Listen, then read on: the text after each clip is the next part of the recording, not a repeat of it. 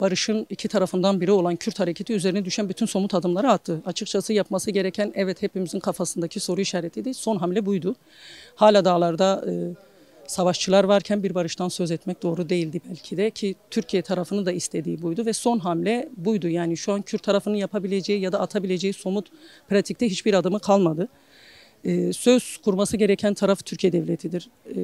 Barışa katkı sunması gereken taraf artık Türkiye Devleti'dir. 27 Şubat'tan bu yana PKK'nın feshinden silah yakmalara, sonraki son hamle belki bütün güçlerini kendi alanına, medya savunma alanlarına çekmesine kadar çok samimi ve gerçekten gerçekçi adımlardı bunlar. Şimdi bunlara Türkiye tarafından ne gibi cevaplar gelecek? Açıkçası herkesi düşündüren bu, belirleyici olacak olan da bu. Barışın tek taraflı gelmeyeceğini hepimiz biliyoruz. Ama bir tarafında sadece söylemlerde birkaç küçük işte güzellemeden ibaret olmasıyla barış sağlanmaz açıkçası. Artık somut adımlar atması gerekiyor. Gerek bu mecliste kurulan komisyonun, gerek de devletin ta kendisinin yani somut adımlar atması gerektiğini düşünüyoruz.